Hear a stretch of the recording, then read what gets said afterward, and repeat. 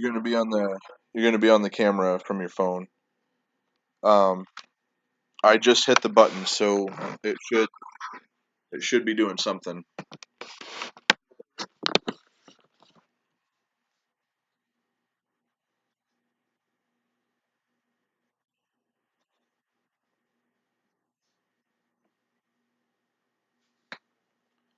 Nothing.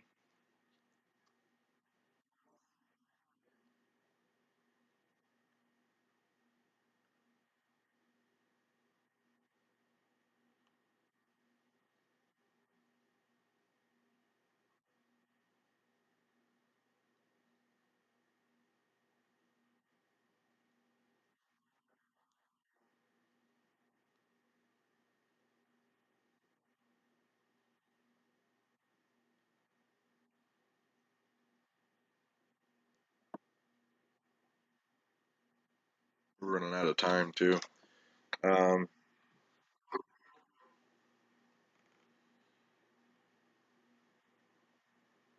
is it working?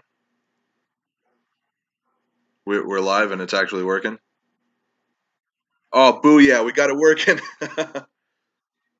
Dude, I was legit like so nervous. I was like, is this actually working? Is the audio okay?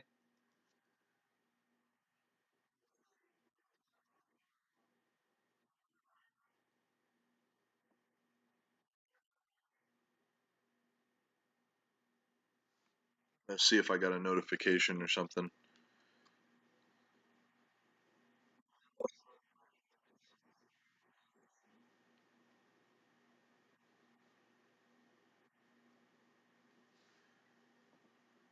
If there are audio problems, it's going to be from me, not from you.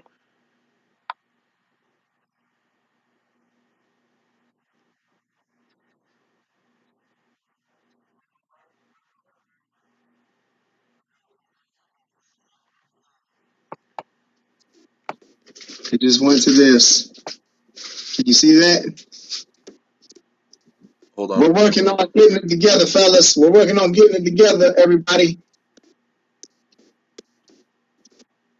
Okay, that should go away in a minute.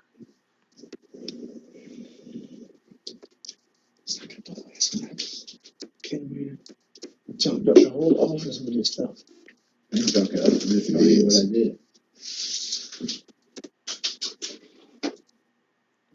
Man, you got some pandemonium stuff happening right now.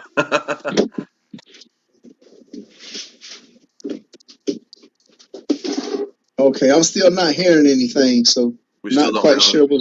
we still don't have any audio. I don't have any audio yet. I'm trying to get it right. All right, let's see. We are experiencing some technical difficulties. There we go. Okay. So that's why that's. Can y'all hear? Can everybody hear?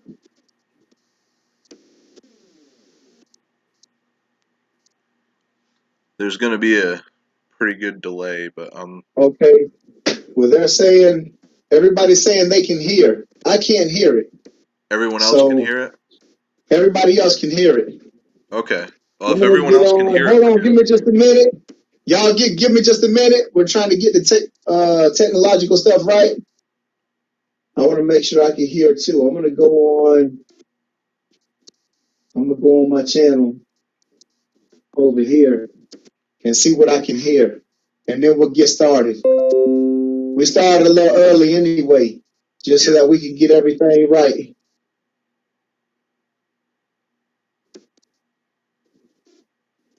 Okay, I've got the link on mine. You got it? Yep. It looks like Can you hear? You see and hear? okay, I've got the link on. Okay, it's working fine, dude. We're good. It's actually really clear audio too. It's good audio. Okay, good. Yeah, I got my mic set up right up here. Yep. I got my microphone on.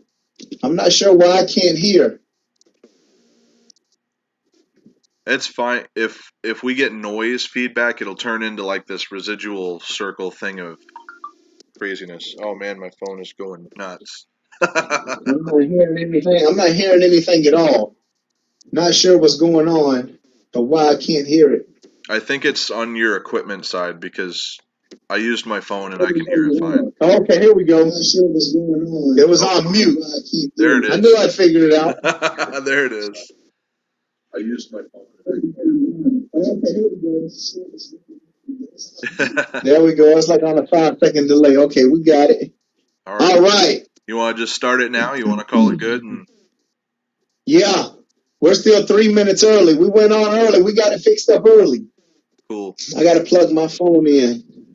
So sorry about that, So, guys. We did go on early here because we're launching from my computer, and I am in New Hampshire, and Mike G's in a completely different state on the other side of the country.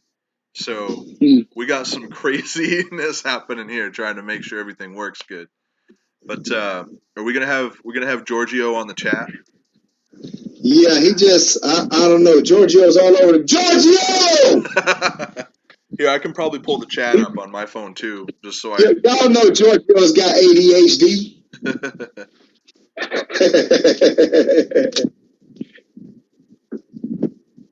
All right.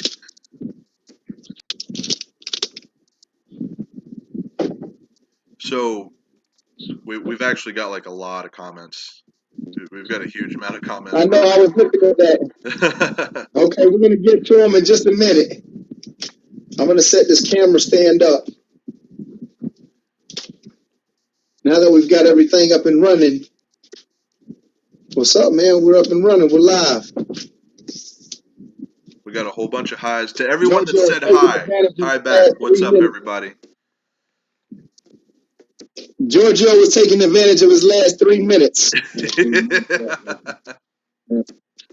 He said 6. Exactly. That's what I just said. He was taking advantage of his last 3 minutes. I was. Yeah, we got Okay. a whole bunch of people on. Here we go. All right. Everything's almost set up. Giorgio! What's up? Here we go. Now I got to set this stand. I'm still working with all this stuff. All right, so Mike, what was the title of the I video, man? turned it down so we could hear.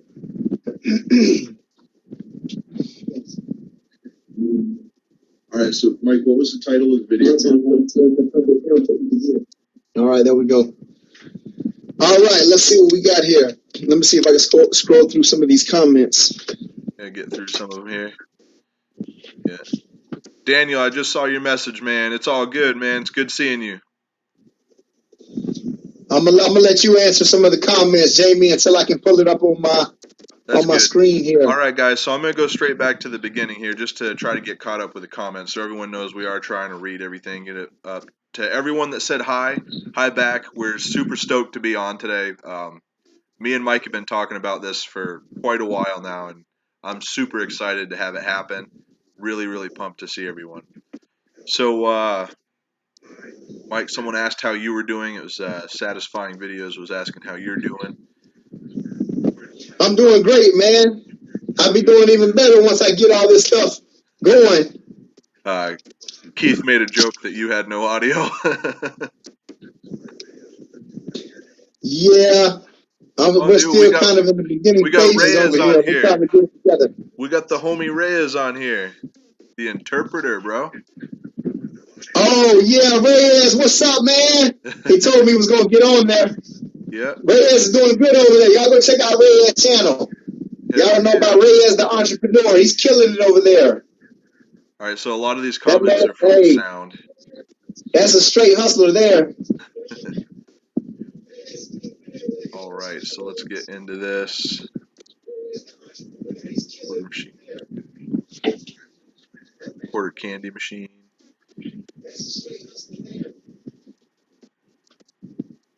All right, dude, this is awesome. You know what question was just asked? Will Taylor just asked. He said she said are older vending machines that only take quarters any good? What's your take on that, Mike? What would you say? All right, where we at? The very last question was, oh, hold on. Are the older vending machines that only take quarters any good? I think they're real good. Well, he's talking about full line. Is that full line machines I think he's that talking don't have bill acceptors? Okay. I mean, they work. They definitely work. Sometimes people talk about how they might be going out as a trend because nobody carries money and change. Everybody's going to cards. But that's absolutely not true. Like a lot of people still carry cash, especially if it's in a place of business. I have a lot of them set up in businesses, and people take quarters, especially with them, to get the candy when they're at work.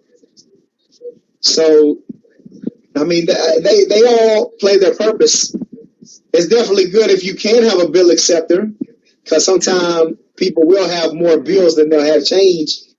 But they do good as well. I have plenty of gumball and bulk candy machines that do well with quarters, just quarters alone. That's what I started my business with. Yeah, I haven't really talked about it much yet, but I have actually had a location ask me for an older machine that only takes quarters. They wanted a vintage machine. Um, and we'll probably talk a bit more about that later. But it's a machine's a machine, man. Grab it and go. If you can locate it, you can locate it. If you can't, you can't. It is what it is. But the more modern machines are easier to place. I would definitely say that the more modern machines are a lot easier to get someone to say yes to, which is the goal of everything, is say yes. Definitely. I like the smaller ones too because they don't draw electricity and they're smaller. So, like a lot of places that have smaller businesses, you can get them into. I just did a video. It'll be coming up tomorrow where I met a guy the other day. I helped him out with his car. He had an issue with his car, and he owns an ice cream parlor. And he was so ecstatic and happy that I helped him change his battery in his car that he told me that I could bring a vending machine and place it in his business. So I'm going to be putting it in there. And he has a small place. A full line machine wouldn't fit in there. I don't know how well it would soda or snack machine would do or if anybody would even let something like that in an ice cream parlor. But definitely like a gumball machine could do well. Or maybe I could get maybe that gravity machine if I can find the space for it. We'll see what happens. I don't know yet. I can't wait to see that gravity machine place, man. I am so stoked to see that thing go out. But hey, we got another question up here, and I think it's a really good question, and I'm pretty sure you and I both have the same viewpoint on this. Can you guys give a recommendation for a locator company that locates full size machines? My right off the bat, my answer to that is going to be yourself. I I know it's hard to get out there and get the time to do it, but you are going to get so much better of a response if you do it yourself. You get that interaction with a person. You have the opportunity to sell your service. When someone else sells your service for you, especially if their communication skills aren't the best, you go in there and you're going to run into all sorts of problems all the time. It, I really, really don't. I haven't actually heard any good stories about locating services, to be totally honest. I don't know anyone that's Yeah. had success with them. What's I your want to take add, on I it? want to add to that a little bit because you mentioned something about time, and I know the people who do choose to use the locators always mention something about they're so busy with time and this and that. We all have the same 24 hours. It does. Nobody's got 25 hours in the day. We all have the same 24. It's all what you choose to do with those 24 hours and how you prioritize your 24 hours. If you need to get an hour or two less sleep, so that you can get yourself ahead by creating something for yourself, then that's what you need to do. You know, you don't need 8 hours. Figure out how to function on 5 or 6 for one day and use that extra time to get out there and create that relationship with that business owner. Because when you go in there, at first you might be a little shy, but you know, the more you do it, the better you'll get at it. Go in there and ask them. You know, you tell them you're a local vending company or a local vendor. You have a couple machines. You want to get them placed, and you were wondering if you would be interested in having a machine placed in here. The bottom line is to actually directly answer the question. For me, anyways, I'm not sure about Mike, but for me, I haven't heard any good stories about locators. I know of two of them, and I haven't heard anything good about either one of them. And I don't particularly want to recommend anything that's not good.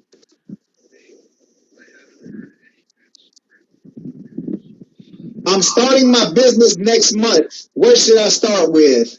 So Great that's a question. good I question. love that. You want me to start on that one, Mike, or do you want to take You it? want to take this one first? Go ahead. I'm gonna let you take this one first. All right, so there's two different in my opinion there are two different ways you can take it. If you have no money and you want to start a business, grab some honor boxes and get some cash flow going so you have money to invest. If you have money, get into bulk and full line or one or the other. You're going to find that full line grows a lot faster than bulk does, but bulk gives you an opportunity to grab money. Say you're in a pinch, right? You can run out to 20 machines and just grab whatever's in those machines. The spread It's a time. core way to larger machines too. Yep, yep, absolutely. But that's my answer to that question. I There's two ways to Okay. do it. Jamie started with the honor boxes. Well, actually, you started with the Vinstar machine, but I did. that wasn't really a start. You started and stopped immediately, and he went right into his honor boxes. Me, I started with a triple head machine.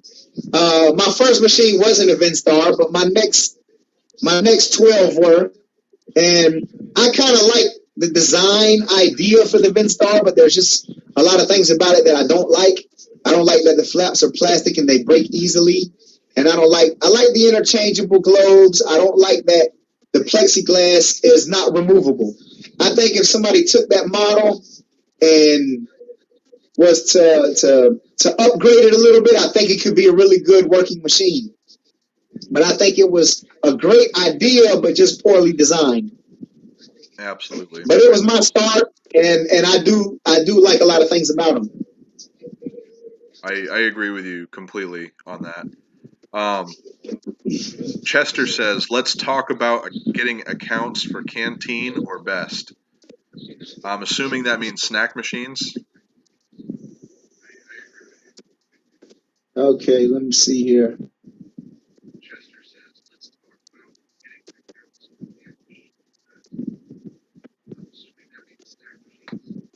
I'm trying to catch up here. Oh, you're still pretty far back there. Yeah, I'm trying to figure out where. Okay, there it is. Let's talk about getting accounts from Canteen or Best. Okay, what Canteen? I think when he says canteen, he's referring to snack machines. Okay, full line. So, what accounts are best for that? So I'm still Okay, learning. what do you want to know about them? He confirmed it's full line. He's referring to full line. Canteen and Best have a huge market share here, but they provide terrible service. Well, that could be an opening for you. If Absolutely. can if you have vendors in your area that are poor at servicing their machines, you can use that to take over your whole area.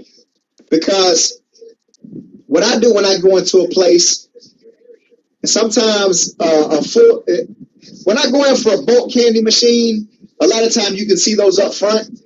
But if you're going into a big business, a lot of time you won't be able to see the full line machines. So what I do when I go in, I ask if the person is interested in vending. I tell them I'm a local vendor, and they'll ask me what type of machines I have, and I say, what type of machines do you want? Because I can get whichever ones they want. And if I don't have them, I'll search for them and figure it out if I feel like it's going to be worth me getting them. So when I go in and if they say, oh, we already have some vendors here, then maybe your next question will be, well, are you happy with your current vendor? Are you happy with the service that they're providing? And maybe they are or maybe they aren't. If they aren't, then you can leave them your card. And if they are, you can still leave them your card. Definitely, which brings me to another point. You want to get some business cards just because it looks professional. And they're very cheap to get. You can get them on Vistaprint. 500 cards for like less than $10. So definitely have that with you. Hand the person your card. If anything changes, because vendors might not be in there forever, they might not like the service later. If anything changes, this is my card. Give me a call. Or if you know anybody who may be interested in vending, you never know what type of opportunities will arrive for you. You just have to speak what's on your mind. Let everybody know that your service is available. Absolutely. And to add on that just a little bit, I noticed that Chester mentioned that like one company has a huge share in the area that he's at, which means that the company is pretty much saturated everything. So when there's no competition, the only loser is the consumer. When there's competition in capitalism, the consumer always wins. And that's why competition's a good thing. In my area, I have something very similar to what you're talking about. There's a couple of vending companies that are around me that don't service where I'm at, and I've went out and I reached out to all of them, and I tried to sit down, have a meeting with all of them, and because I'm new, I want to learn, I want to get out there and figure things out. There's probably people in this chat that are way smarter than I am about this stuff, but the one company that is my direct competition in this area. What are you doing, Mike? Bouncing them. The one company that's my competition in this area, I reached out to, and they were so rude to me. So now I placed a snack machine right next to theirs in an airport, and I was being super respectful, and I wasn't like playing with price or anything like that. I wasn't offering the same stuff. Well, I'm about to go and change everything in that snack machine out to everything that they have in their machine. I'm gonna mark it down 5 cents, and I'm gonna keep playing that game until I win. But That's what you got to do, man. When you try to be friendly with somebody and they want to make it turn it into a warfare, then I guess all ain't no rules no more. Everything applies, right? just go out and have fun. Definitely. You got some big things going on here too, Jamie. You got some full line machine coming in soon. I know you were ordering some stuff, man. Holy cow! I actually haven't completely figured it out yet. But so whoever's watching this live stream has the privilege. They get to hear about this way before anyone else does. So tomorrow I have to call like Ryder or Penske, or if anyone in the chat knows who I should get a hold of. I need to move 10 machines in one day. I'm buying 8 machines, and actually I'm buying 10 machines total, and I'm locating 1, 2, 3, 4, 5. I'm locating 6 of them same day. So if anyone in the chat knows the best way to move 10 machines, the most cost-effective way to move 10 machines in one day, let me know. That would be great. Keep in mind I have to drive 2 hours in one direction to get these things. So it's going to be, Wow. yeah. I'm hoping Ryder's got a truck big enough with a lift gate that I can just rent to do this. Either Ryder or Penske or U-Haul, one of them. U-Haul doesn't. I know Penske has some pretty large trucks. Yep. Do you know anybody that has their own rig who drives semis? So on Vending Machine Nation Facebook page, there's a couple of people that have big rigs that they use. Not like super big rigs, but they have their own trucks. They have everything they need to move. There's a couple of veterans on that specific area that are super awesome about getting information as well. I was just thinking more so somebody local that you know that could, maybe you could slip them a little something to help you out. So everyone is either, I think the closest people to me are either in New York or like Massachusetts. And, that's a pretty good ride from me. That's a good idea though. I might reach out to someone, see if maybe they can help me out in this scenario. But yeah, Keith, thank you, man. I appreciate the compliment, bro. But you guys getting caught up there? Yeah, we're trying to. I know we're far behind. Yeah. Chester's saying that Canteen it's actually the name of a vending company, a big one. I'm assuming if that's the case, then Best.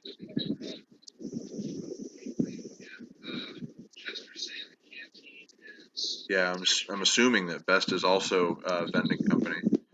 Okay, we got somebody that said on here. Roadrunner said, "I admin a local group with thousands of members. It's a buy sell trade group on Facebook. So if I go into business, I could offer ad space for machine placement." Yes, Facebook groups are amazing. If you create a Facebook group and you get like a really big following, you can use that for free for your own advertisements. That's that's Definitely. that's a great thing to I'm do. on a whole bunch of them. I'm Yep, on like 32 different local ones because yep, I'm always buying and selling machines. So it's all absolutely. kind of different ways you can hustle in this business. Yeah, absolutely. Um, I buy a bulk amount and then I sell them one at a time or maybe two at a time because usually that's all anybody wants to get is maybe one or two at a time. Will just asked. He said, "Should I have multi LLC or single LLC?" You really gotta talk to someone in your state, bud. Um, my state actually required me to have one in order to vend. Some people need permits in their states. I used to try to go out of my way and like get online and figure this out for people, but it becomes quite a bit. Um, Definitely get with your state, get with your local people, and figure out what you need. Uh, my phone is my phone's gonna die, so I won't be able to read conversations anymore. All right. I'm going to give you my take. A LLC, it depends on what you're trying to start with. Like, really, you just need the tax certificate to get started. That's number one. EIN. You definitely have to have that because you have to pay your taxes, insurance, and all that. I mean, it's good to have, but it's not. I mean, you really have to check, like you say, with your state, like Jamie said. But an LLC is really just to protect your assets. You don't need it for your company, but if you have assets, then you definitely want to have one because if anything happens, somebody can sue you for all your assets. So that's pretty much what the LLC is. It's just a limited liability. Oh, look at here, Reyes shot $5 super chat. Shout out to Hell Reyes, the yeah. entrepreneur. That's my man over there, my homie. Hey, that man is killing it. Dude, I watch He's all of his over videos too. 20,000 subscribers. He's blowing up over there. Reyes, I think Ray I'm has gonna got reach his out to shirt you after machine. this. He got his shirt business going over there. He sent me a shirt. Yep. I gotta send him a Chrome Vending shirt. Ron B said, "Seek a lawyer for legal advice." That's the best. That's the best advice. And what I'm giving is not legal advice. This is a disclaimer because I'm just telling you like the basics. But you definitely want to seek a lawyer for your legal advice. Yep. Seek a legal professional always. And I definitely that's what I go do. down to go down to your city hall tax building and see what you need to do for your particular state because each one is different. Hey Mike, do you want to touch back on the older machines real quick? Okay, yeah, definitely, man. All right, so just today, like just now, this came in. This right here. Uh-oh, Oh what we man. got there? What do we have? This right here, I'm almost 100% certain is a coin mech for a it's either an actual coin mech for it or an upgraded coin mech for it. Bring your I camera down a little bit, Jamie. Tilt your lens down a little bit so we can see you open it. There we go. but it's either an upgraded coin mech for or an original coin mech for an original 1979 Pepsi Dixie Narco machine. Dixie Narco LVC 136 or something like that, or LCV 136. But it's a pretty neat old machine. This is the upgraded CoinMech. I ordered two. I ordered an original and an upgraded version. So, man, they bubble wrap the crap out of this thing. They want to make sure it got to you in one piece. Right? Here, I'm going to put this back up so I can show it a little bit better. So when I say they upgraded a CoinMech, this is just a normal CoinMech, right? It looks like a Mars CoinCo. This is a regular CoinCo CoinMech, right? But Okay. if you look at the connectors, that right there, oh, where's my camera? There it is. That right there is a 9-pin connector for a 1970s model Dixie Narco, or 1970 model machines in general. I'm not, maybe someone here can tell me, but I'm not actually 100% sure what all these are. Does this mean that I can run like a bill validator on this thing now too? Or, because I think these are connectors for bill validators, to be honest. Yeah, you just got to check your connections once you get in the machine. I got so many wires in there. When I open up mine, a lot of time it'll tell you on there. There's connections for bill validators, for credit card acceptors. You got different types of connections for it. Yeah. I wonder if I need to run a motherboard for this to work. This is why Giorgio is becoming the tech on the pole line. So yeah, I ordered an original too, just in case, because I think this one might actually need a motherboard to function properly. If it doesn't, I have two Mars coin ones. I have two Mars coin acceptors out in the workshop. I always keep a couple extra now. You know, they weren't originally called coin acceptors; they were called slug rejectors. Slug rejectors. That's what they were originally called, slug rejectors. That's cool. When I found that out, I've seen. When I found that out, I laughed pretty hard. I was like, Yeah, that's funny.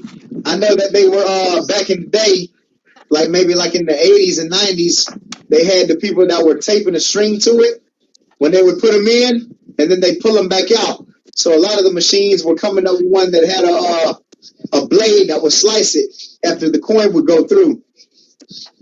look at this. So I've never had one of these. With this. It's actually got a programmer right in it.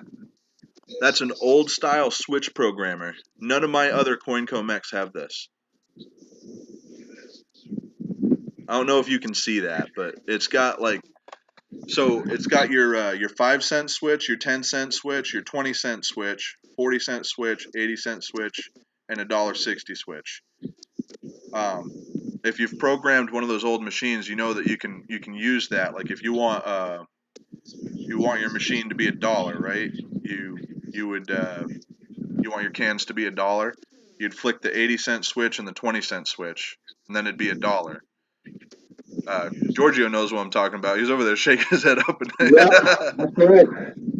But yeah, that's someone was asking earlier if older machines are good to have, and I'm pretty stoked about having this location. It's not going to make a lot of money for me because the machine's got a capacity of 136 cans.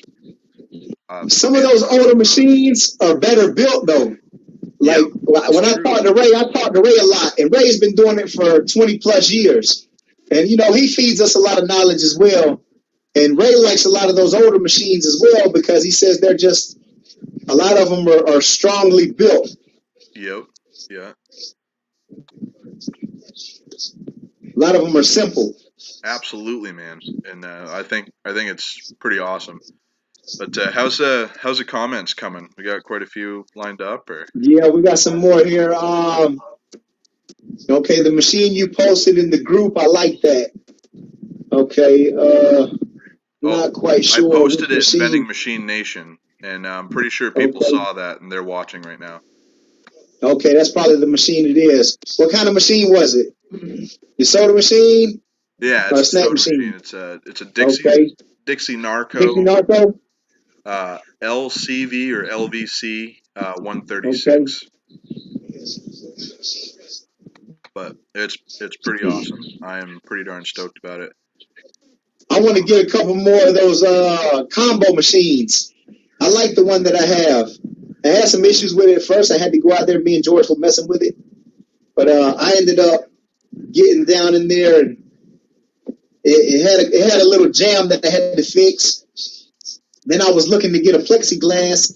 I couldn't find one for that Sega machine, so I just improvised. I went to Lowe's and had one cut, and worked like a charm. Fixed that, put some new locks on it.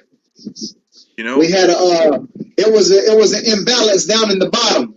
I got my girl's mirror that she uses for a little makeup and stuff because I needed a little mirror to get under there because I was trying to figure out what was going on. I couldn't take the whole thing apart. I went under there and I realized there was an imbalance from the soda that's behind it. It was like a little lever. And once I adjusted that and put it back in place, I mean, it worked like a charm and started pushing all the sodas out. So sometimes you just got to tinker around with them when you get a new machine or you're just learning to figure out what's going on. I was looking at the other slots and seeing what I compared them. What was different about this slot than the other ones? And once I found a difference, then it let me know what was going on. You know what I'm super excited about, this big pickup that I'm talking about? It's a Sega. I got somebody saying, what kind of combo machine do you have? It's a Sega. It's really nice. It's the one that I put into the apartment. So I'm about to get a combo machine just like that, man. It's not a Yeah, Sega. that thing is awesome, man. Did you see the coin mechanism for it? I did, yeah. I actually It's saw it a clear, couple see times. through, and it's super nice looking. It's better than all those Mars ones, and I mean, it just looks nicer. Yeah. Well, what are the brand on those see-through ones? I've seen them before, and I can't remember the I don't brand. know what you know what the brand is on it. You remember what the brand is? I'm not really 100% sure. I've seen it, but we just didn't register. What I do when we go back, because we got to go back and check it out soon. We'll look at it and see what it is, because I really like that. I really like that coin mech on there. I'm like really excited to put this in the machine. Chester said, "Good luck. I have lost so much money on Sega machines. I have sold them off. Bad machines for me." Ray said the same thing. Ray said he don't like them. He said they're trash. They're doing good, bro. I mean, we've had a good start with it. I got a good deal on it. I like that it offers both. I got a good location for it. And I got it fixed. It's been working. As long as it continues to work, then I'll stick with it. If I have any issues with it, then, I'll play it by ear. I'll take it how it comes. Yeah, the combo machine I'm getting is I don't know why I can never remember this. UID or IU? The heck was it? I can't. USI? USI. USI? Yeah. You selected. Yeah. That's the type that I'm getting, I guess. I actually don't know a whole lot about them. Vending Machine Nation, where all the vets are, that's been helping me a lot, quite a bit. Definitely, man. There's a lot of good veterans on there. We're still new. Even the amount of time we've been doing it, we're still considered new. Speaking of which, that's the whole part of the learning process. You got to go through it. And that's why I want to that's why I get a variety of different machines. I want to know about all type of different machines. I don't want to just stick with one. The more machines I have available, the more chances I have to place something for somebody. One of the machines I'm getting is also a row, which, like your Sega, has a fairly... So people say that they're good machines. The problem is you can't get parts for them anymore. They've been out of business for over 25 years, I guess. So I don't see myself putting that row out. If it does go out, it's probably not going to stay out very long. But have you ever thought about doing food vending such as fries, pizza? It's a Central Mark. Somebody said maybe they're talking about the machine that you said you have. Okay, have you? Huh? Central Mark? A Central Mark. Huh. Not sure what. I wonder if that's the coin mech. Okay, could be that. Maybe it's the coin mechanism. What is a central mark? Will Taylor, what is a central mark? Fill us in. Let us know what you're talking about there. Yeah. Okay. Jerry S. says, have you thought about doing food vending such as fries, pizza, ice? I hear those have great return. Your thought? I've definitely thought about the ice machines. I think I see those things everywhere making a killing. Those I definitely like. I worked at Lowe's for a while, and they were wanting to get.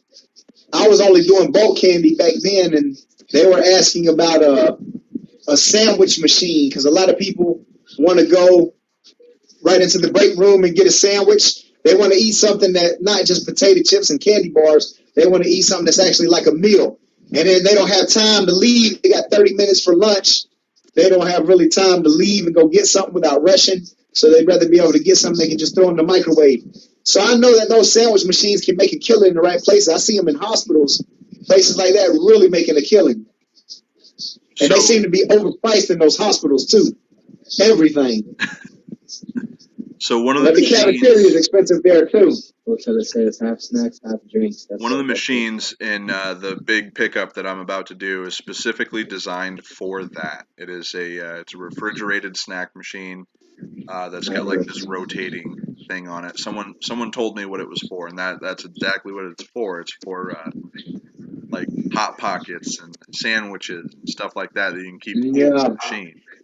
The thing is you got to service a machine like that once every couple of days, I'd imagine, unless you've got a whole bunch of long expiration, because it's a refrigerated unit, it's not a freezer unit. So I can imagine your spill rates can go up pretty fast in a machine like that. But your profit margins could probably also go through the roof too. They're going to go through the roof too. But you got to find a good vendor when you're dealing with those type of products. Yeah, you need a good location too. You definitely got to have a great location.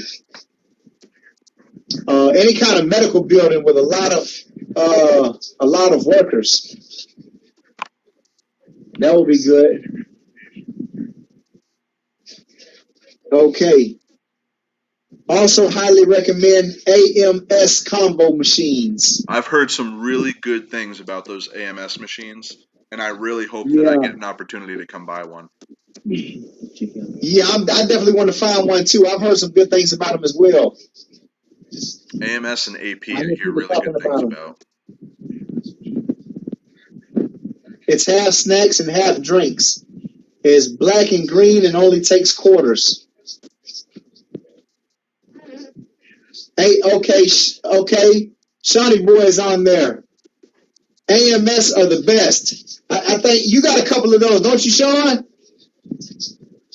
Sean's got a lot of nice machines. Sean's killing it over there. Yeah, he is. Sean, when you going to give us another YouTube video, man? I know, man. I want to see another video. You know we're waiting for your videos, man. Hopefully he's got something coming soon. He keeps on hitting towards stuff. Yeah, man. He's killing it over there. Y'all go check out Sean's channel, man. Yeah. Sean is killing the full line game over there. He's out in California. Sean, by the way, I'm not sure if you saw my message or not, bro, but changing the chain out on a Royal 660 isn't that bad of a job. And if you just broke it, you should be able to take the links that broke out and put them back together for the time being so it works. I had to do that with my tire warehouse location. I actually haven't replaced the chain since. I just took it apart and put it back together. I don't know if you can see this. Can you see this? Holy crap! And this is used. Oh my gosh! $3,400. But I'm sure you can find a better deal. Giorgio just pulled one up, and that's what he came up with. But you just never know what you're going to find. Yep. If you search hard enough, you'll find something good. I don't think I've paid more than $400 for a machine yet. Me neither. Nope, I paid $700 for my combo, but I purchased the location with that. So. Okay. Me too. I got to retract my statement too because I paid a little bit more because I bought a claw machine, but that was well worth it. You know, it still has some issues, but it's a simple fix. I got to get in there and get on it. I've been dealing with some other things, but I have it there. You know, so That was actually a lot of fun opening that coin mech. I'm not gonna lie, that was quite a fun. I'm pretty stoked about this thing. Like I'm so excited to put this thing in the machine. I bet that's your moneymaker there. Yeah, man. I think it might work the way it is. Just plugging that sucker in.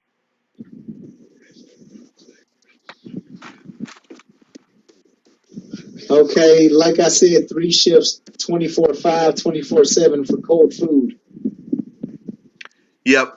So that was said in I think it was the group message, the vending club message, Uh huh. or maybe it was on my post or something like that. But the machine that I Okay. was talking about for cold food, it needs to go in a location that runs 24 hours a Oh, day. okay. Ron B says he has a nice camera that hasn't been used yet. This must be the one you're talking about, the one that Muhammad Ahmed sent me. I have used it. I've used it quite a few times, and I got footage on it.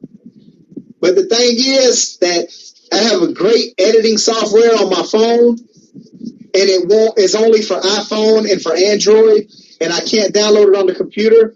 And every other computer app that I tried for editing, so that I can actually put some of these videos together, they're not really quite as good. They're actually kind of like elementary.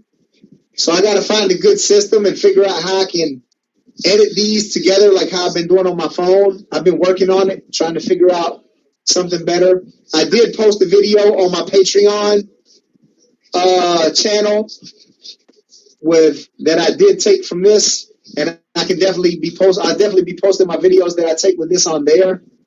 But until I get a little better with it, to where I can really get my editing right, it's probably going to be a little while before I start posting all videos with this camera, because it's a learning process. I started my YouTube channel November last year, and it took me a while really even to figure out how to edit the videos on there. So now it's like another process I have to go through again. It'll probably take me a little while to figure it out. If you wind up going with Adobe Premiere, I can help you with that. But it does cost money. It costs. I actually have that and Photoshop now, so it's like $32.99 for me a month. But Okay, yeah. it works for me. It's nice, and I can walk you through it. It's just got a really really long learning curve. Like I'm still learning stuff about this program.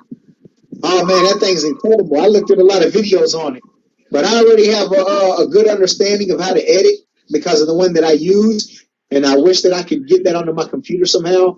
If I can figure out how to get that Kind Master on there, I really like the things that I can do on there because I figured out how to like work around everything that I want to do on there. Absolutely.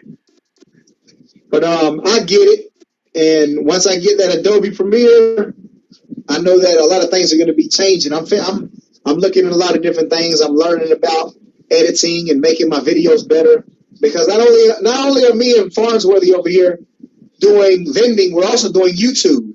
You know, so it gives us another avenue that we're trying to increase and improve at. Yeah. And I gotta thank everybody that really like watches my YouTube channel or Mike's YouTube channel.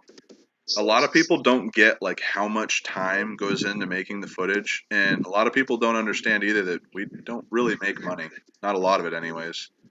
It's really hard. It's really hard to take time out of your day when you don't make anything off of it. you probably won't even be compensated until probably like 2 years in or something Mike, for how all long your have you work been on putting YouTube in and you on it. just got monetized? Yeah, almost a year now. November will be a year. A Me and year of George, we were free thinking work. about going to. Oh yeah, man. I work 7 days a week, man. I got a lot of things going on. A year of straight of free work for YouTube, and you're just now Pretty much. like. Pretty much. But I'm figuring things out, man. So it'll pick up. I see it starting to climb a little bit now. One victory after another, man. That's Absolutely. it. It's like an investment for me. I think I'm gonna be going to Las Vegas in November for my 1 year YouTube anniversary, man. Me and Georgie are gonna go hang out, do some videos over there. That's gonna be fun there. Dude, the envy is going to be real. Yeah, we've been putting aside some vending money, man. We're gonna go and let the vending finance our trip, man. So Yeah, that's awesome, I'm dude. looking forward to that one. Let me answer this next question. Oh, okay. We were talking to Sean. He said, I've been busy growing, but I'll pick up the camera soon. Yeah, man, we're definitely looking forward to it. Yeah, Sean's been pushing some machines out, dude. Oh And man, he works a full-time job. He yeah, told me he dude. works from 9 to 5:30. So, that's another guy who works full-time and still manages to build himself a passive income on the side. Maybe it's not passive in the beginning, but later on it's like a half passive. Once you get it placed, and true enough, you do have to have an active part because you have to go and fill it up and collect. But it's really not that much work once you really get things going. Yeah, you get it big enough, and you sit and you answer the phone while Exactly. people service them that you pay. Definitely. Okay. What's the best way to find machines?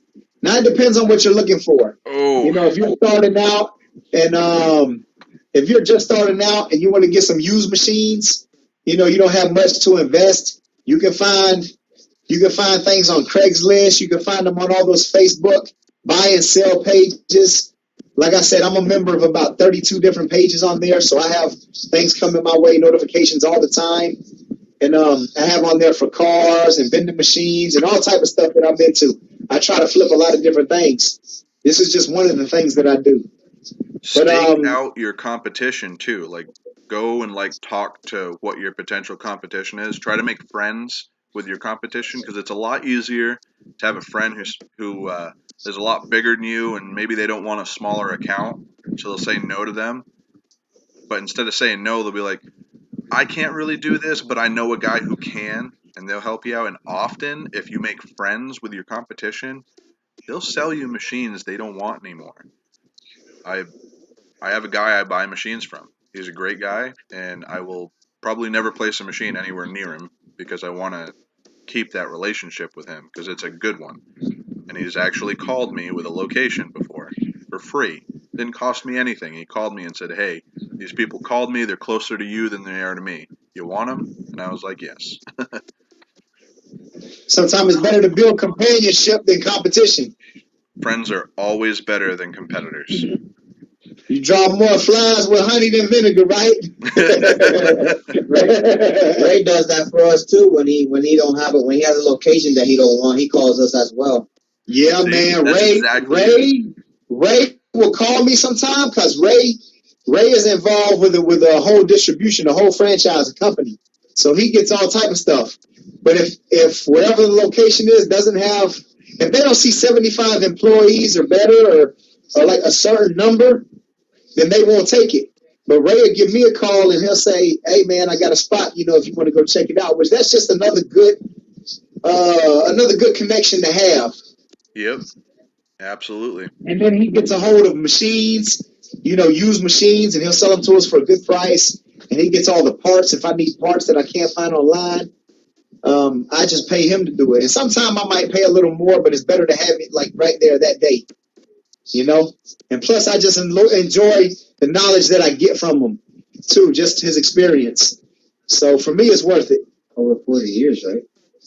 Nah, he's over 20. 20 He's years. like 20 something years experience. Yeah. But yeah, Ray definitely knows his stuff. And if he doesn't, he knows who to call to get it. Yep. That's awesome to have that. That's super good to have that. I need someone that's local that is good with arcade machines. I've been thinking about going to some of these local arcade areas where there's arcade games and trying to get in touch with some of these people who repair them because I need somebody like that in my corner too. Absolutely. I got a few subscribers that I've been talking with who, they're into all type of different machines, arcade machines and things like that, which is good to have. But I want to build and grow the community of vendors of all type of vending machines. Me and Giorgio have been talking about getting some coin-operated pool machines, ATM machines, arcade game machines. We're looking into all type of things, but like I say, we don't do this full time. This is just something we do on the side, and it's growing exponentially still. So maybe in the future, who knows, we'll devote even more time to it. But for now, we're just taking it as it's going. It's building up good. I'm happy with the growth rate, how it's been, considering the small amount of time that we devote to it. Absolutely. What about you, Jamie? You work full time also as well. This isn't full time for you neither. No, I've got to push. I have 1 day a week. I know you guys have 2 days, right? That you dedicate. I train people Monday through Friday. I'm a personal trainer. I do in-home personal training. I do it on the weekend. I'm on the truck 12 hours a day, Saturday and Sunday from 7 to 7. And anytime I get in between, when whatever I can do in between, man. Yeah. So I have Fridays. I dedicate to vending days. If I need to go out and place machines, it happens on a Friday. If I need to service machines, it happens on a Friday. And then I devote Saturday to YouTube because I upload Sunday at 5. Speaking of which, if there's anyone here that isn't actually subscribed to my channel, what are y'all doing? Go over there, subscribe. Oh, hey, look at here. Somebody just said that. Roadrunner said, don't forget to like, comment, and subscribe to Farnsworthy while you're here. Hey, awesome, man. Thanks for that. Definitely don't forget to subscribe to the channel. Subscribe to Chrome Vending. Make sure you comment, like, subscribe to Farnsworthy Vending. Make sure you comment, like. When you hit that like button, or even if you hit the thumbs down, it doesn't matter. It's gonna push the videos up. YouTube is gonna recommend them to more people and get the videos out there. Exactly. The more subscribers and the more views we get, then YouTube will pay us more for the advertisements. It's really pennies in the beginning until you really build a substantial following. The comment, the likes, they're a good way to help us. We try to provide the best information we can. And a way that you can help us back is definitely by hitting that thumbs up button and leaving a comment down below. Even if you put a thumbs up button in the comment, it's still a comment. Yep. A free way to support us and help us is to leave a comment, leave a like. I know there's a lot of silent subscribers out there, but if you leave a comment, you leave likes, the more comments we get, the more likes we get, the more people find us, which helps us so much. And honestly, we appreciate every single one of you guys because you guys are all amazing. Now, a lot of you guys communicate with me and Mike on Facebook. Okay. And we're new, man. Let me just say something real quick. I want to say something real quick. I'm looking online. I see we got 16 people watching right now. We have 7 thumbs up. Something's wrong with that. Y'all hit that thumbs up for us. Help those thumbs up go up. Y'all hit that thumbs up button for us. We want to see those numbers rise. Y'all do us a favor and hit that thumbs up button. My phone Let's see if that number shoots up. I do it, but my phone died. And my computer is currently a live stream slave. Okay, what is the best way to approach someone to put a bulk candy machine in their location? I'm going to let Giorgio answer this one. Oh, we just went up to 10 thumbs up. Heck yeah, I'm going to let Giorgio answer this one. We're going to give Giorgio the mic for a minute. We're going to give him the spotlight. What is the best way to approach someone to put a bulk candy machine in there? Giorgio just walks in and says, hey, can I place this machine? Yeah, basically. And they say yes. And I don't know how he does it. Me, I got to go into this long spiel and, can I put this machine in here? Yes. Well, what I do say is we do have a charity that we sponsor. And, it's called Feed 42. And that's where we feed 42 families every year, homeless or not, which half of the charity we give to them and the other half goes back into candy. So that's basically my pitch to people when I find a location. That's what I tell them, and it's either a yes or a no, But that's how it goes. Yeah, when I actually started, I didn't have a charity, and I never started my business actually with a charity. But I worked with Clinton Hart as a trainer in his gym. He's an NFL retired player from the NFL. He played 2 years with the Eagles and 5 years with the Charger. And he was number 33 with the Eagles. He was number 42 when he played with the Chargers. So he does something every year where he feeds 42 indigent families. And I've been a part of that for the past 4 years. I go in there and help him out with it. So definitely I told him I was going to start donating from my machines, a portion to his charity, just because I've been a part of it. And I also donate some of my own money from other things that I do just because, I want to see it grow. And I think it's a good thing that he's giving back. I go there and I participate. My vending machines, all of my vending machines are not directly sponsored to charity for Feed 42. It's just something that I do because, I enjoy being a part of that. But yeah, it's definitely a great thing. It'll be here in December. And I don't know if I'm going to do a live feed, but I'm definitely going to do a video about it when we do it so that you can see like the ambiance of what goes on in Feed 42. It's really, really nice. And it's growing bigger every year since I've started. And hopefully this year, with whatever donation I can make, I can try to increase the value of it for these people. Even any super chats we give, we donate to charity. Definitely going to be doing that.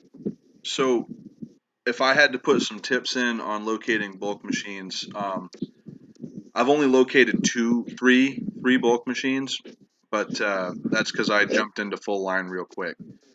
Locating anything, I think the really, really important things are to smile when you talk, because it actually changes the tone in your voice. Like if you smile when you're talking, it makes a really, really big difference in how people perceive you. And another thing that I do that really helps is when I'm talking to people, I'll just start nodding my head up and down, and you'll notice they'll start doing it too, like Giorgio just was, and and then they have yes in their head at that point. So by the time you're done with your spiel, it's just like yes. It works really well. I've gotten almost all of my locations that way. Monkey see, monkey do. Monkey makes money too. Definitely.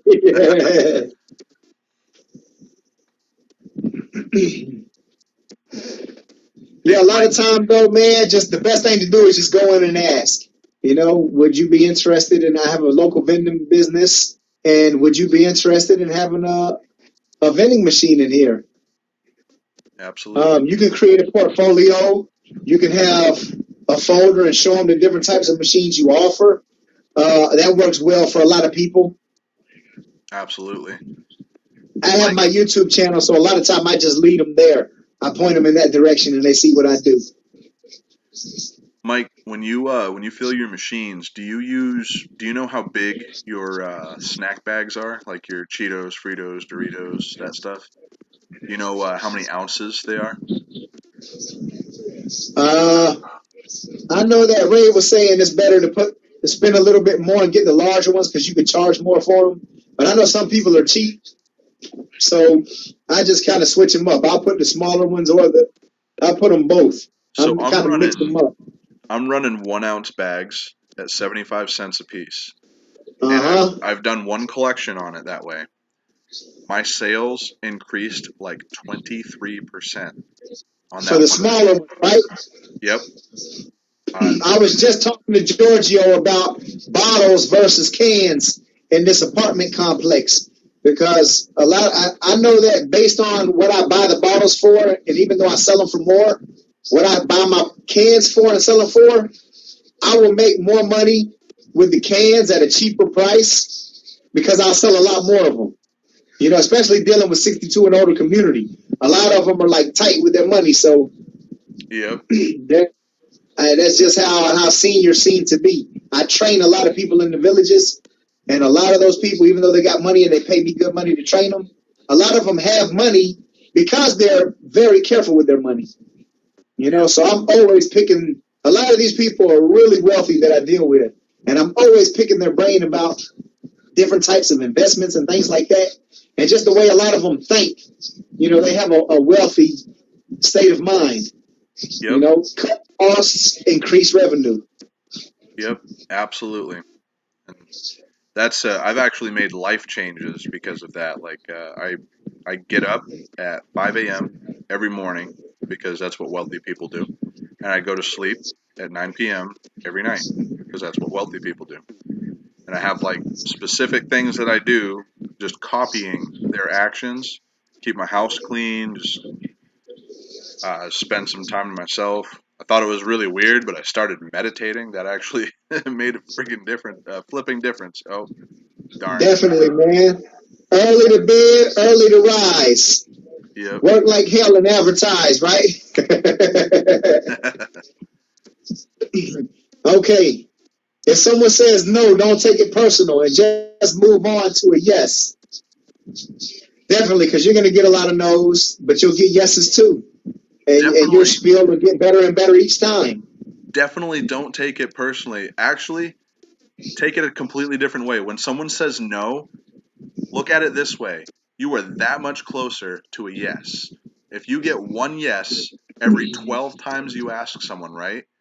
The 11th person that you get a no from is the last person because you're about to get a yes because you get one every like 13 people or whatever. So just You know look what at I it started doing? You know what I started doing? If somebody tells me no, a lot of time I say, is there a particular reason why? Like I want to know, literally.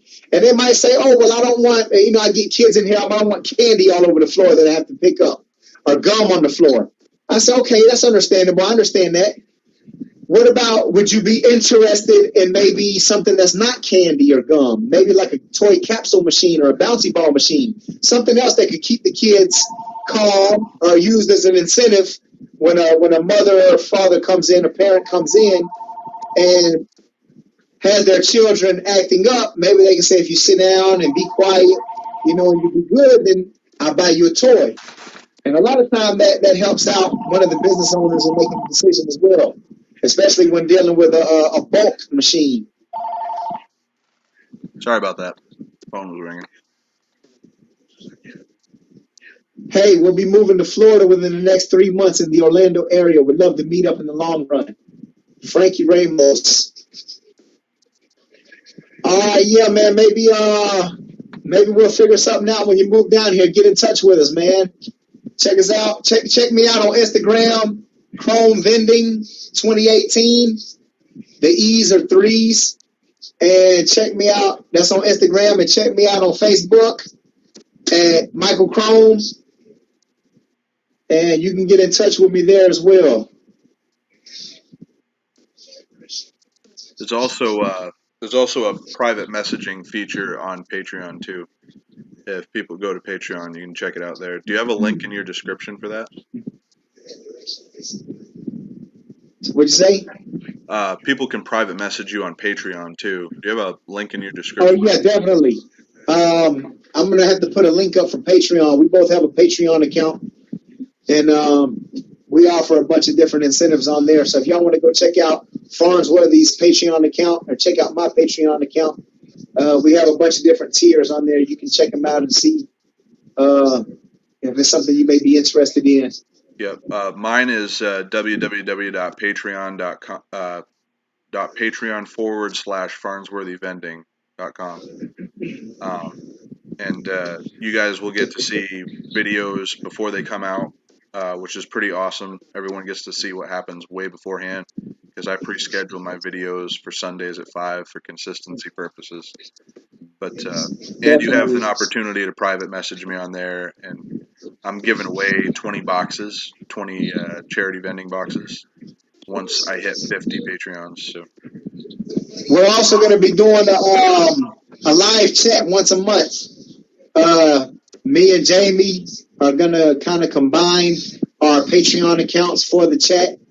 So all of his Patreons will get a chance to be on the group call with my Patreons as well. And we'll be able to come together and talk about different tips and suggestions for vending. So if anybody wants to be a part of that, go on there and check us out. yeah. Somebody Mike, left a comment here. Mike, No have actually you? means no. But KNOW, like they just need to know more. You just have to provide value for them, which is true. You just have to provide value. If you can provide value to somebody, maybe you pitched it the wrong way. Yep. So that's why I always ask why. I mean, can I ask why? Was there a particular reason why you wouldn't be interested in it? And they'll let you know. And sometimes no just means no.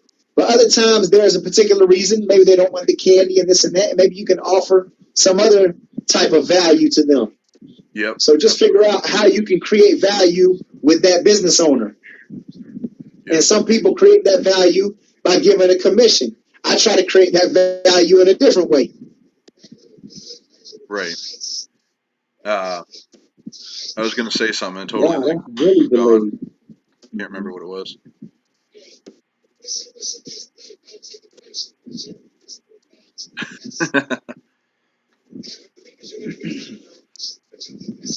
How many people we got watching right now? Okay, we got 16 live right now. We got 13 thumbs up. Y'all give us a thumbs up. Yep, push that That's video a good way to up, help our channel. Y'all help us out. Hit that thumbs up button for us. Keith Hoff said, I haven't said this yet, but seriously, thanks Mike and Jamie for all your insight.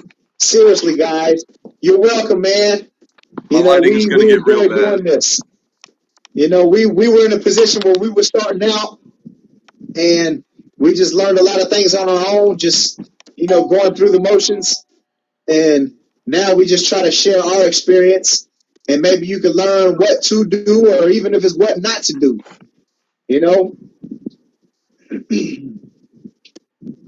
Bear with me 1 second, guys. I will be right back. All right, Jamie's on the move. Going to the toilet. Nah.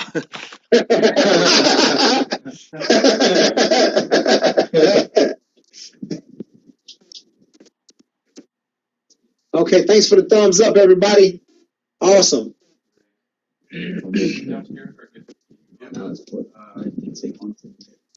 All right. All right, while Jamie's gone, I'm going to talk about something else. How do you get into a food line location?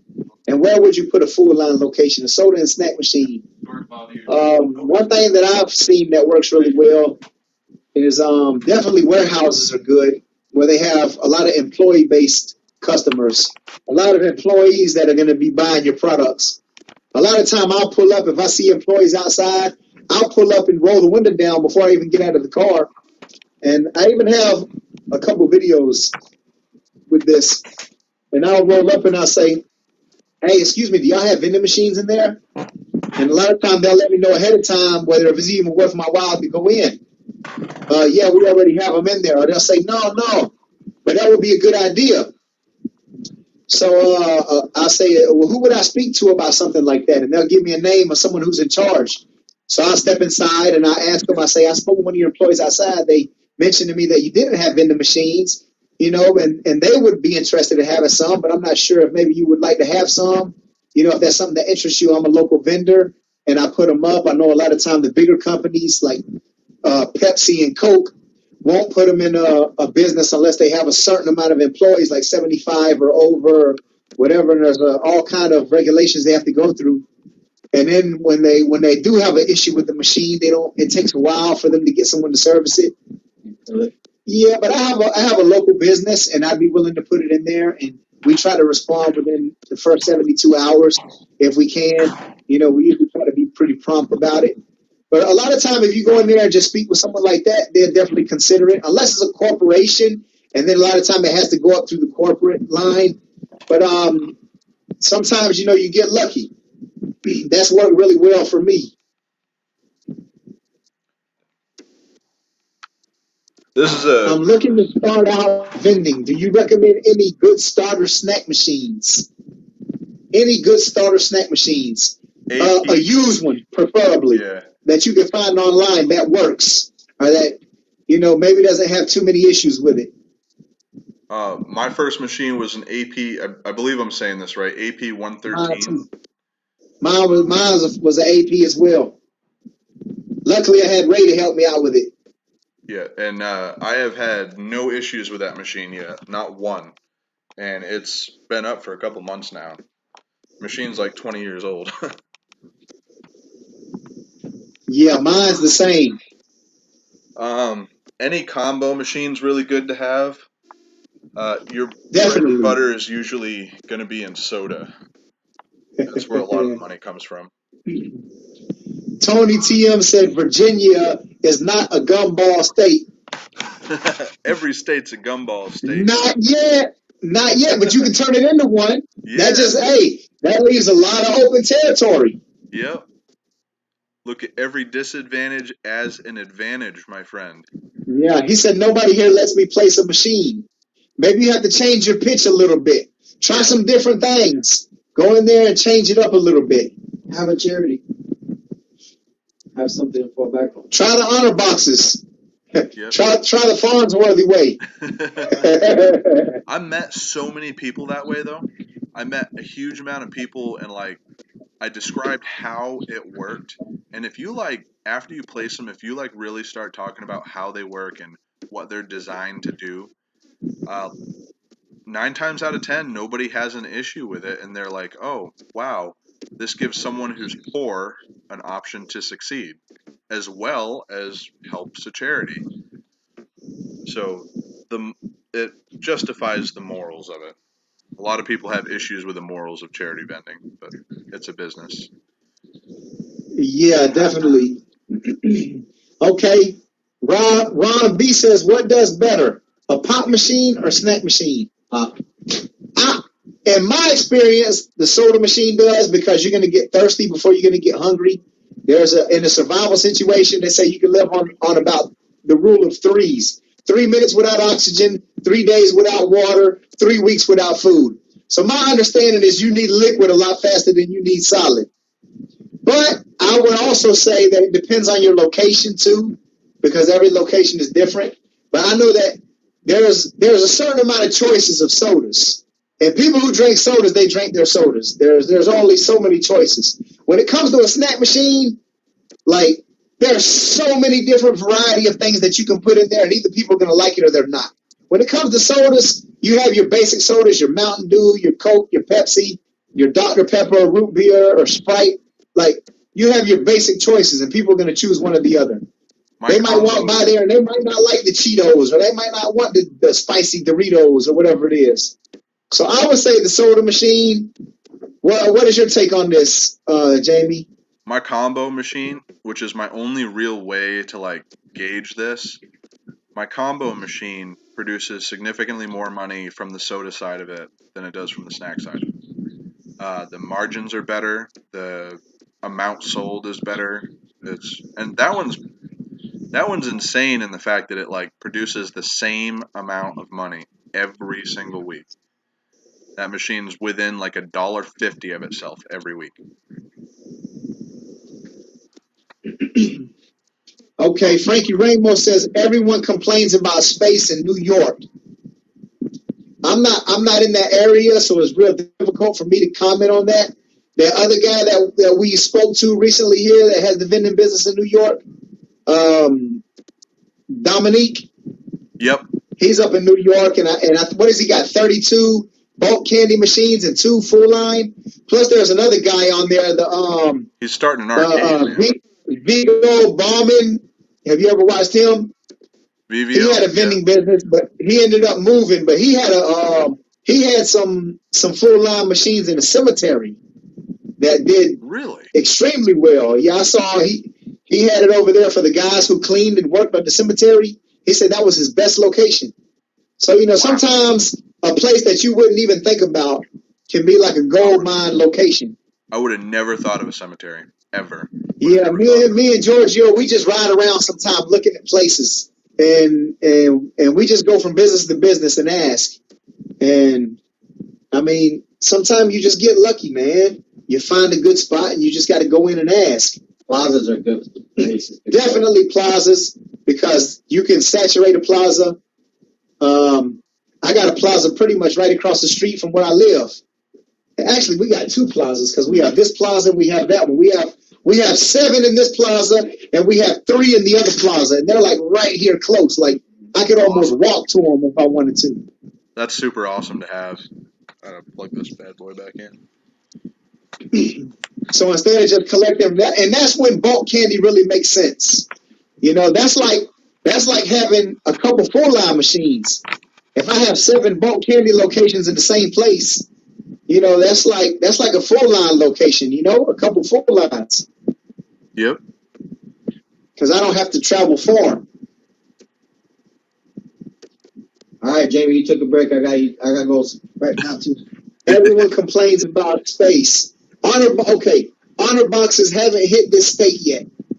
Wow, so that's another. Jump on How it. much were you paying? Jump on it. You definitely need to jump on If that. they That's haven't hit Tony your T. state Young. yet, get them in there now. Before it gets saturated, get it now. You'll make a And lot that's of just money going to give you going some on startup money to move up to bigger and better machines. there. Yep. And it'll That's what also Jamie give you the did. Check out network. Jamie's early videos. What you said you were complaining when the boxes went up to $2 each. How much were you getting them for originally?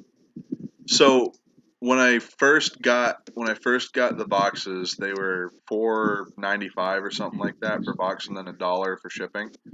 Now I think the boxes from Sheridan, anyways. Now I think the boxes cost somewhere around $8-9 shipped. So the price is absolutely going up, and I highly suggest you go out there and get them now if you're going to get them. I never did honor boxes myself, but I watched a video one time about somebody had built one out of cardboard. They had put one together. So maybe I'll share that video on my Facebook page if any of you want to maybe try to build a couple of them for yourself. So I'm gonna go back and see if I can find that video, and I'll post it on my Facebook page, Michael Crone. So y'all can go check that out. Maybe that's a cheaper way to get started. You get some cardboard and some tape, and maybe tape it up yourself. I'm not sure. That's not my avenue. What do you think about something like that, Jamie? Could that work?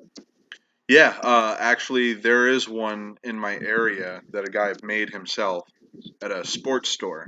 I actually think the owner of the sports store did it, and it's an honor box. It's got a cutout board, the pegboard. It's got pegboard where they put lollipops in, and he sells them for 50 cents a piece at his sports store. And I walked in there today actually, and it's 3/4 empty, so he's making money on it.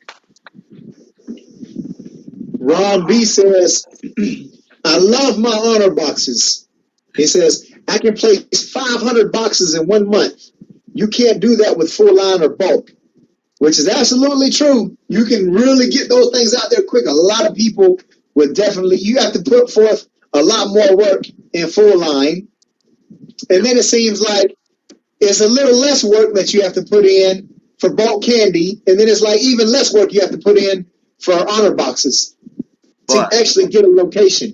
So maybe a good thing to do if you're shy or it's difficult or you're having trouble getting a location, maybe try out the honor boxes in a couple places. Yep. And see if you can get them just right there on the counter. Because sometimes they'll be quicker to accept those.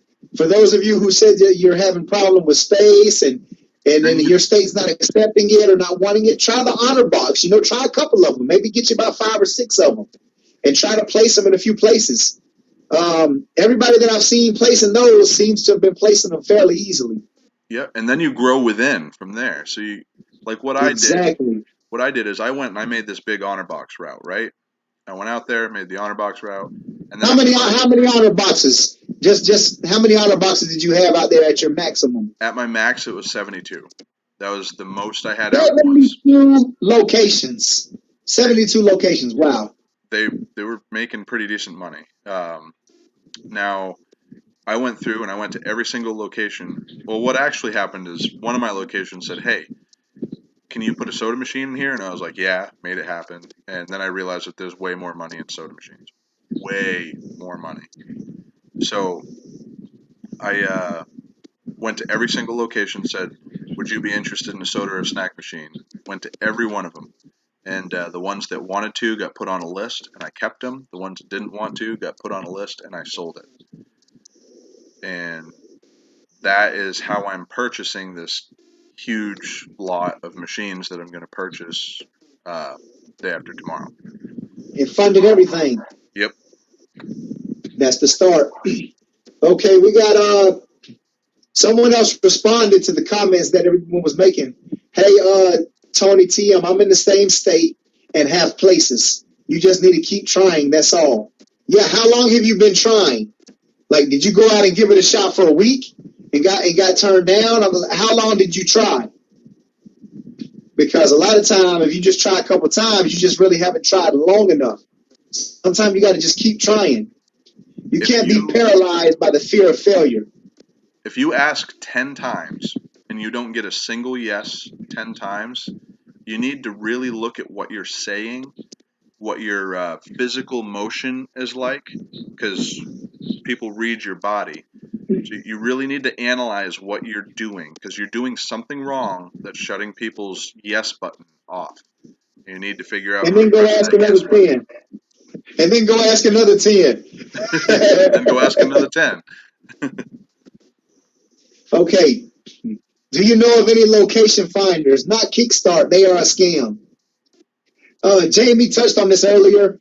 You know, he said it's always better just to go in yourself and try that out, man. Especially for an honor box. You don't need somebody to find a place like that for you. And just again, try to build your communication skills up. I mean, it's good to build your communication skills because you're networking. And when I get in touch with someone, like, it goes further than vending. I mean, I can end up creating a network with someone on a completely different business level that all started with me walking in and trying to place a business or place my one of my machines in their business. So you just never know what you're gonna find, man. And Giorgio's back. He had to take 5. Again, to directly answer that question, no, I don't know of any good locators. The 2 locators that I do know of, I haven't heard anything good about them. If I ever do hear good things about a locator and I find a good one, I'll definitely let people know, but I highly, highly advise against it. Even being into this industry as new as I am, I can recognize very easily that it's a bad idea. Okay, Ron B said for a $15 investment, you can be making money. Definitely. Yep. And then Tony TM he put a comment. I don't have a license. I'm 16. I'm 16 and have a job and school. Not a lot of time to look. You know, like I was saying earlier, everybody has the same 24 hours. It's what you do with it and how you prioritize it. Definitely, school takes up your time. Your job is going to take up time, but you have to figure out time. What about the weekend? You know, what about after school or before school? You know, get up an hour earlier, stay up an hour later. You know, make phone calls, cold calling. I got a whole stack of business cards right here. I haven't had time to do it, but I've been thinking about doing a cold call video where I'm just going to call some businesses, and I'm going to do a video on cold calling here soon. Me personally, I'd rather go to the business and do it in person. But I've been thinking about doing this for a while. I just had so much material that I need to get out. But I'm definitely going to do a cold calling video so you can hear what I tell people on the phone. And I'm going to see if I can get some locations. I'm just going to try some different things out. I have a lot of obligations with locations I'm already obligated to get machines for already. But it's always good to have locations, and then all I got to do is get the machines. So my response to that one, in no way do I mean to be insensitive by saying it, but not enough time is an excuse, and you want to figure out a way to take that excuse and turn it into an opportunity or a solution to your problem. If a problem comes up, instead of developing an excuse for your problem, you want to develop a solution for your problem. And exactly, that's how you get successful, is to stop looking at things from a society won't let me do this sort of view and look at it from a I will make this happen sort of view. You know what it is? That's a good topic you bring up, Jamie. Where once you've recognized the problem, don't dwell on the problem. You know, too many people look at the problem and then they just stay stuck dwelling on the problem, and that's why they can never get ahead.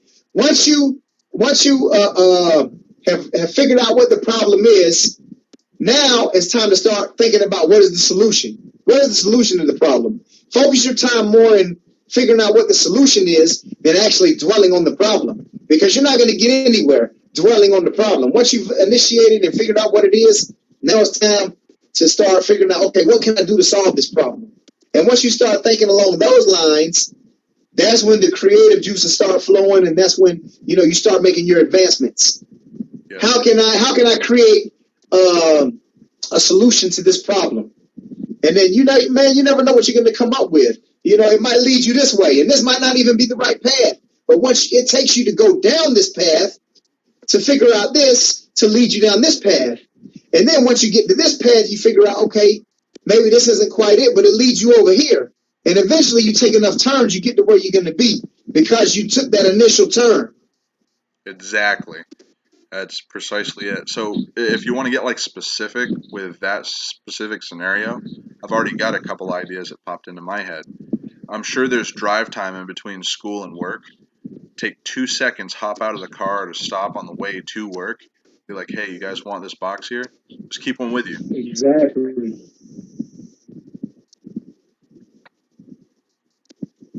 Okay, here we go. Corey Fowler. It's not always a bad idea. I'm active duty military, so I don't have the time to go every day and look for locations during business hours. Yeah, I know that it's not that it's a bad idea to get a locator, because it can work for some people. I know that people do get them. I don't know how great or what kind of quality the location is, but I know that some people do use them.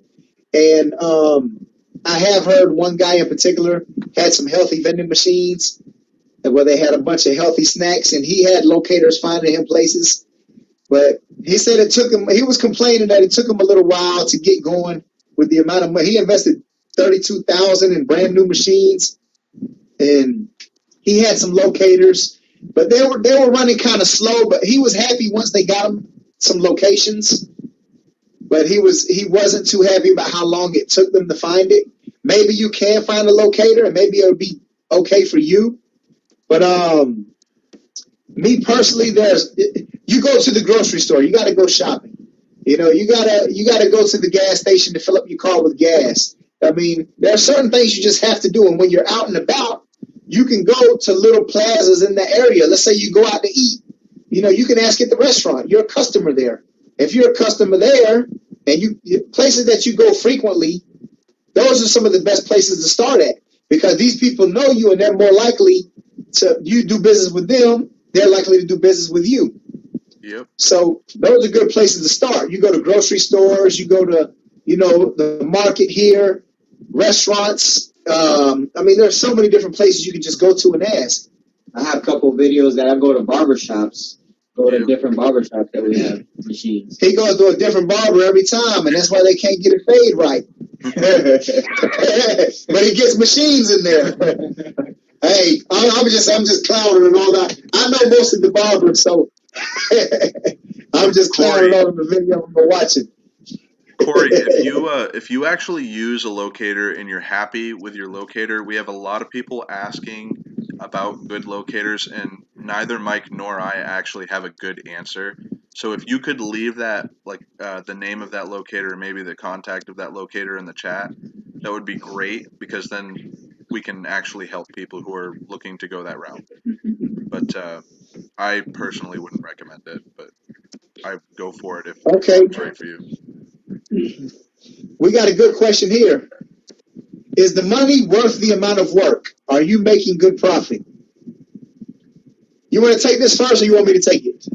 I'll take it first. I haven't actually pulled a dime out of my business yet. Not one dime. I'm spending everything that I'm making on new machines, growing. So in the beginning, it may not seem like it's worth it, but if you keep track of the numbers and you see how much money you're actually making in the end, absolutely. This is the easiest business to start ever. It's incredibly simple to start. You just need to have some sort of people skills and grow them, make them better. I literally, if you guys don't know my story, there's a video on my YouTube channel about how everything started. If you're not a subscriber right now and you go to my YouTube channel, it's actually the very first video that you'll watch. And it explains how I went from zero, lost my job, went from zero to having the company I have now. I still have to work full time, but I won't have to work full time as of next month. I'll be able to start taking home a paycheck next month, and I'm 6 months into it. Go ahead. You fell on some bad times there for a minute, Jamie. I remember. Yeah, I And was worried. vending saved you, man. It pulled you out of all of that. Yep. It really got you going. It motivated you and changed your whole perspective on everything. I was It got you going, got you moving. I was about to lose my apartment. I was going to lose everything. It's not even an apartment; it's a condo. But I was about to lose everything, and my faith in my business held it together. Yeah, man. Definitely. Me, I'm kind of in the same boat. Like everything I make in vending, I put back in. I started with $75. I bought one machine, and it started making a little profit. And when I finally got to the point where I actually put it out, I have numerous videos on this. I kind of started almost from the beginning with my YouTube channel from where I started. But it started flipping like immediately. You know, I was making my money back quick. And obviously, the more of the investment that you put in, the longer it's going to take to get back. But the faster you're going to make it back, too, eventually after you get them all placed. The thing is getting the locations placed. So, me, I started with $75 and I built, you know, a pretty large vending business for myself. So, and then George came on, you know, I had a time when I had a little split with my girl, and he had split with his girl at the time, and then you know he came back and ended up coming back up with me, and we you know we took this thing on together, man. He came in, he saw I had something good going, and we both work. We have our other jobs that we do because we try to create multiple income streams, and that's our active income. That's what we live off of and make our investments with and things like that. And then vending for us now is just something that we're building. So everything that we make, we put back into more machines so that we can continue growing. Because even if we're not really drawing a lot of money from it, we're building something that is definitely making more money that's going to make us more money later. And you build a route that's big enough, you pay for all the machines and all the products after like a few months pretty much, depending on what type of investment you make in it. You could have your money back in less than a year less than 6 months even, depending on how new of a machine you get and what your location is. And then everything will be profit from there. And then once you build the business, you can sell the machine with a location. If you decide you want to sell your whole route, if you decide you want to sell 10 locations, like you could branch them off and sell them to people. There's so many different ways to make money in it. You could buy a machine, you could buy 20 machines for such a good deal, place 10 of them and sell the other 10 and make your money back plus a profit. Now you got 10 free located machines. Like you just have to figure out a way to make it work for you. Yep, absolutely. I agree 100%. A good example of that is I literally just saw a 10 machine route. This is full line. Sell for $25,000 in my area. Well, it's not in my area. It's very south of me, almost in Mass. But I was really shocked to see it go for that much.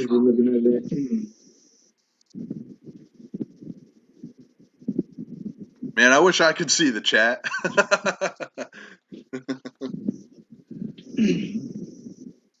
We got goofballs or? Yeah, we got some good ones on here. Okay. Corey Fowler. Okay. I'm a Lyft driver in NYC, so I see a lot of locations. I think it's my approach that throws them off. When I walk in, I say, hello, my name is Frankie. I have a candy machine that I would like to put in your business. Are you interested? Get rid of "Are you interested?" Don't say that. Get rid of that. What do you think about that, Mike? How is your appearance when you go in? Sometimes your appearance, that can play a big role. Make sure your appearance is looking nice. You definitely want your appearance to look nice because you're dealing with food and candy, so you definitely want to look clean. You said you're a Lyft driver, so it's not like you said you're a mechanic. So I'm imagining you're uh, definitely smile, like Jamie said. Yep. I would go in and say that I have a local vending business. Make sure you have these business cards. I'm going back to the business cards because you want it to look legitimate. Me and Giorgio, we have the chrome vending shirts when we go in. We try to definitely make sure we look like a legitimate business. Not just somebody who's coming in trying to place a machine. Using the We word wanted to look local like works really well too. The word local actually makes a definitely, difference. definitely works good. And just try to play. Each person is different. Every time I talk to somebody about placing a machine, my spiel comes out completely different. I might come in with an idea to say one thing, and then the conversation is led completely in a different direction. Find the compatibility that you have with that business owner when you're talking to them. Yep. If you're compatible with someone and you find some kind of somewhere where you all connect, a lot of times you can play on that. Or maybe don't go in and ask about that initially. Maybe go in and buy something first, become a customer of theirs. And then, try to place your machine. There's different ways you can do it. Do them a favor. You go in there, you buy something from them, right? And then you're like, Exactly. hey, I notice you guys don't have a candy machine here. I can get you one if you want. Now you're doing a favor. You're not. It's a whole different story now. Exactly. It's all your play on words. Yeah. And if you buy something, there are numerous studies out there that show if you give someone something, buying something is giving them. If you give someone something before asking a question that requires them to answer yes, they are 43% more likely to answer yes after you give them something. And sometimes giving people options or a choice instead of just asking a yes or no question, they can say no and not think of anything. But if you give them a choice, usually 3 is the best number. Yeah, I could place this, or this. And sometimes people don't, statistics show that people don't even realize that they can say no. They're more thinking about choosing one of the 3. You give them one that's kind of far-fetched. You give them like a medium choice. And then you give them one that is like, they can't turn it down. It's like the best deal. And a lot of time, you'll get people like that. And that's like just a marketing strategy that a lot of marketers and advertisers use. I use it in my personal training packs. I give them one that's just an extremely high number for the most wealthy people that I have. And I don't expect to sell a lot of these packs. But, I do sell a couple of them, and that's just a bonus if I do. And then I have the middle pack, and then I have the lower one, which I expect everybody to get. And usually that's the one that I sell because they feel like they have an option. And that works well in all type of businesses. Absolutely. What do you think about that, Jamie? I think me and you spoke about this one time before as well. Yeah, I agree with you. I change my whole spiel on everything based on the person. I try to make friends with that person before I ask them a favor, or before I offer them something. I do want to say real quick, just as a heads up, everybody, right around 7:45, I think we're gonna call it quits at that point in time. So we're gonna continue to answer questions until then, but we're gonna try to push it straight out to 7:45. Sound good? Yeah, definitely, definitely. That's about 10 more minutes. Yeah. So if you got any questions, be sure to try to get them in there, and we'll try to get to them as quick as possible here. He says, okay. He says he's clean cut. Okay, that's definitely a good thing. Definitely a clean cut helps. Wow, you guys are still going nice. Okay. He came back from soccer practice. He was at soccer practice, so he couldn't make it. All right. I definitely have to print the business cards. Yes, man. Definitely get those business cards, man. You can go right on Vista Print. And it's just a fancy way to give somebody your phone number is all it is. You don't have to put an extremely crazy amount of work into it. A lot of cards end up in the trash anyway. But it looks professional to hand it to somebody. Yep. It's What all I about do your image. is actually get their number and type it into your phone, and actually put your number into their phone, or actually get their number and put it into your phone, or take their card. A lot of time when I give my card, I ask them for their card, and I initiate the contact. Yep. That's why I got all these cards here. That's the first time I've seen those, and I gotta say, that's gonna be a long cold call video. Well, I'm not going to do all of them, but I'll go through and I'll pick the ones that are the most promising. That I feel are the most promising. I just imagined Giorgio sitting there on the phone. Would you like a vending machine? Click. Would you like a vending machine? Click. Would you like a vending machine?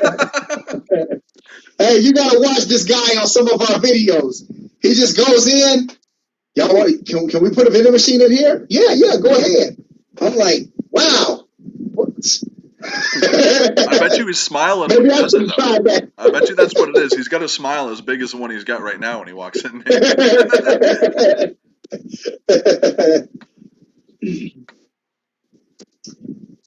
Okay, I have 9 honor box locations. And moving on to single head. It's not that hard, guys. Keith Hoff said, yeah. Keith Hoff's actually, he's actually been ordering some stickers and some things from me, man. I know a lot of people were asking about stickers, so I ended up having a good little connection, better than what I've seen on some of the like Craigslist sites and eBay sites. I got a little better price, so I was able to offer a little better price. So I put some up, and he was getting started, man. He's getting started. That's what I love about this YouTube channel, man. I originally started this channel just to kind of document my journey to see if I can make something out of this. And I wasn't even holding my camera right in the beginning. And I've learned so much about filming. I've learned about the vending business. And I really just did it to kind of look back and see my own personal growth. But along the line, I've picked up subscribers as good as you all. We're building a community here. I've actually made good friends here with Farnsworthy. Never seen him in person, always over the video. But one of these days we're gonna get together and we're gonna do a collabo. But it's just so great to be able to get in touch with you all, you other vendors, the ones who are new starting out, and people that we can inspire and help out through our stories. And then also with the veteran guys who've been doing it, 5, 10, 20 plus years. Oh my gosh, so you guys are awesome. The learning experience. Biggest help ever. The guys that have been in this industry for a super long time. I'm on, like I said a couple times in this video, I'm on a group called Vending Machine Nation, and the people in that group are amazing. Really, they'll give you honest answers. They'll walk you through problems if you have problems. It's the vets are. Thank you guys so much for the help that we get from you. We really do appreciate it. Also, I see you just got added to our chat too. The vending club chat. Yep.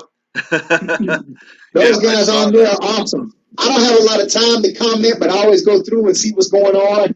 Man, a lot of those are all full line vendors in that group, and that's an awesome group for me to be a part of, man. So if any of you guys are watching, I want to say, thank you for adding me to that group. They added me a little while back.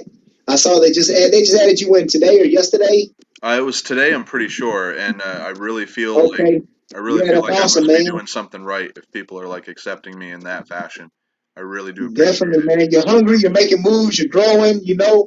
So we're all trying to grow, man. And some of us are a little more hungry than others, and we devote a little bit more time to it. But we're all trying to make the same advancement, man. We're all trying to improve our financial situation, and we're looking at vending machines as a way of doing it. Yep, absolutely. Okay, hold on. We got somebody just joined on here, because I know they just joined on because their question is, what's an honor box? You want me to take that? I'm going to let you take care of this one. I'm going to let you handle this one. You can explain it to them real quick. We're going to move on to the next question. Give me 2 seconds. I'm going to come back with one. It won't take long. Okay, Jamie's going to get one. So, Dodgers fan 1, he's going to show you what an honor box is. Okay. Frankie Ramos said my very first locations was with my barber in his shop. But then again, he knew me as a child. Yeah, that's what I was talking about earlier. Just going into places of people you do business with. So to answer that question we had earlier, this is an honor box. It's just a box that you throw candy in. You take a whole bunch of candy and you just plop that stuff right in there. People will buy it. They put money in this little guy right here, and it works on the honor system. But this is what the boxes look like. And they do pretty well. They actually do pretty well to be something that's not locked up. Yeah, you'd be surprised. I mean, theft happens. People steal candy, but rarely do people steal the money that gets put in there. And it's all about your location, too. You know what it is, too, Jamie? It's not that they mean to steal it. Some people can't read English. You know? Yeah, you got to translate happens. What it means. You know, what it signifies, that box for. So if there's a way to, like, put it in 2 different types of languages, or 3 or 4, you know, people are like, oh, okay, this is for this. Let me put some money into it, you know? Usually, though, if you put a big 50 with a cent sign, people know that's got to do with money. One more time, I just want to say this real quick. Hold on, let me pause for a second. Y'all give us a thumbs up for the new people that have just joined. We're trying to get these thumbs up higher. That way YouTube will boost our videos up. Absolutely. For anyone who has just joined, as a reminder, we are closing up here in a minute. But do we have time for like one more question? Are there any questions? Yeah, okay, let's see. Let's find a good one. Okay, here we go. Okay, we got a good one here. Buy used or new? I actually have a video about buying used or new, and I talk about Craigslist. You know, for buying used, if you have a little more money to invest, buy new, because you don't have to deal with refurbishing. You know, you can get it straight out and don't have to deal with any of those issues. But I don't know. Even if you're going to buy new, I would say buy a new used.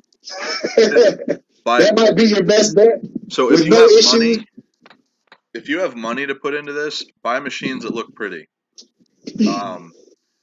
I don't know if I would go as far as buying new, but buy machines that look pretty. I may one day buy new machines, but I'm going to give my analogy, Jamie, to new. It's like buying a new car off the lot. You know, buy a car that's about a year old from somebody. As soon as you take that car off the lot, it's just depreciating.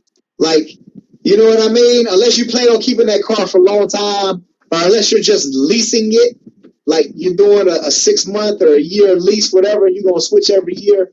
But if you're buying the car, you know, like it doesn't really make sense from a financial point of view to just buy cars. You lose a lot of money that way. It's not smart.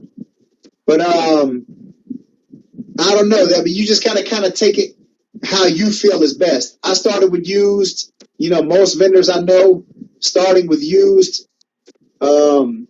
It's just a better way to make your money back. I wouldn't start at the bottom of the barrel, but I wouldn't start at the top neither. I'd find somewhere in the middle.